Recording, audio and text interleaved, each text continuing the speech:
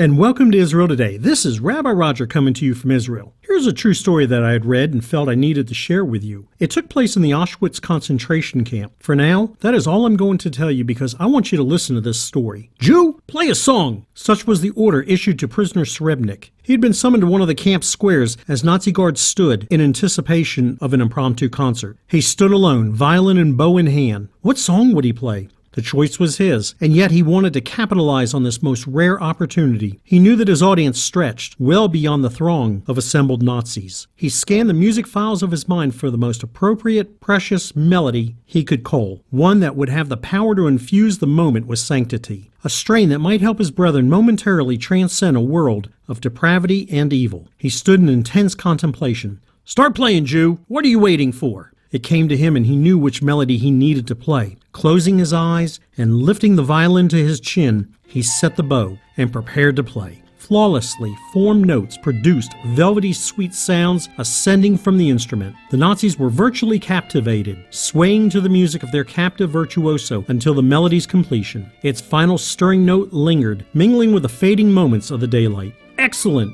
Wunderbar! Perfect!" Resounding applause ensued. "Play it again!" Srebnik was taken aback by the officer's command. "You heard me! Play that piece another time!" The cultured, subhuman crowd nodded in collective approval. As he played, the Nazis appeared to be carried away in ecstasy, savoring each moment.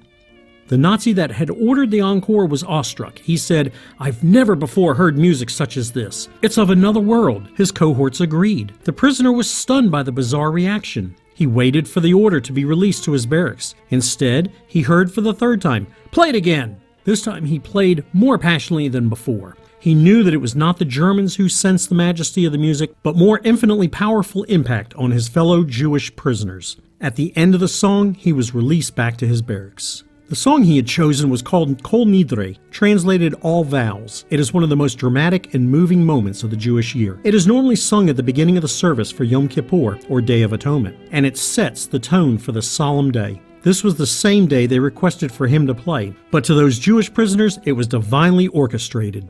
Jewish people all over the world on this day hope that their names are written in the Book of Life. I would like to believe that day his name was written in the Germans' Book of Life there in that death camp. Even more so, I hope that your name is written in the Lamb's Book of Life. Again, this is Rabbi Roger coming to you from Israel. Thank you so much for listening. Lehitrot, goodbye, or see you again.